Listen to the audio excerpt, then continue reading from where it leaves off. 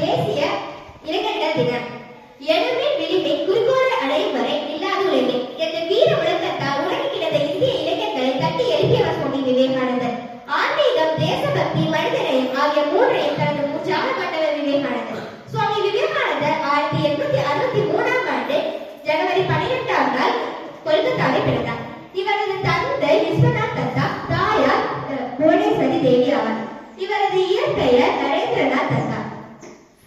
1879 பள்ளி படிப்பை முடித்து கொல்கத்தாவில் உள்ள பிரசிடென்சி கல்லூரியில் சேர்ந்தார். பிறகு ஸ்காட்டிஷ் சர் கல்லூரியில் சேர்ந்து தத்துவ பாடங்களை படித்தார். மேல்நாட்டு தத்துவங்கள் மற்றும் ஐரோப்பிய நாடுகளின் வரலாறு போன்றவற்றையும் படித்தார். சிறு வயதிலேயே ஆன்மீகத்தில் நாட்டம் கொண்டவராக விளங்கினார். ஸ்ரீ ராமகிருஷ்ண பரமஹம்சரை தனது குருவாக ஏற்றுக்கொண்டார். ராமகிருஷ்ணரின் மறைவிற்கு பிறகு சுவாமி விவேகானந்தர் துறவியாக மாறினார்.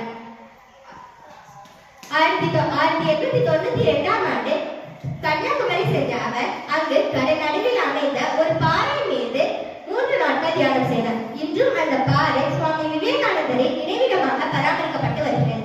1893ஆம் ஆண்டு அமெரிக்காவின் சிகாகோ நகரில் நடைபெற்ற உலக சமய மாநாடு நடைபெற்றது. அங்கு சுவாமி விவேகானந்தர் கலந்து கொண்டார்.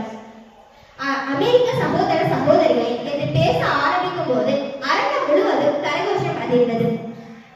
இந்திய கலாச்சாரம் மற்றும் சகிப்புத்தன்மையின் பெருமையை உலகிற்கு உணர்த்தினார். மக்கள் சேவையே மகேசன் சேவை என்பதற்கு ஏற்ப ஏழைகளுக்கு சேவை என்பதை வலியுறுத்தினார். தனது குருவின் பெயரால் ராமகிருஷ்ண மடம் மற்றும் ராமகிருஷ்ண மிஷன் ஆகியவற்றை நிறுவினார். கல்வி மற்றும் மருத்துவ பணிகளில் இன்றும் இந்த அமைப்பு செயல்பட்டு வருகிறது. இளைஞர்களின் மீது பெரும் நம்பிக்கை கொண்டவர். தன்னிடம் ஆற்றல் மிக்க 100 இளைஞர்கள் இருந்தால் போதும் இந்த உலகையே மாற்றி அமைக்க முடியும் என்று இளைஞர்களை போற்றியவர். அதனால்தான் இவரது பிறந்த நாள் தேசிய இளைஞர்கள் தினமாக கொண்டாடப்படுகிறது. சுவாமி விவேகானந்தர் 1902ஆம் ஆண்டு ஜூலை 4ஆம் தேதி இந்த உலகை விட்டு மறைந்தார். அவர் மறைந்தாலும் அவரது சிந்தனைகள் இன்றும் இளைஞர்களுக்கு கலங்கரை விளக்கமாக திகழ்ந்தன.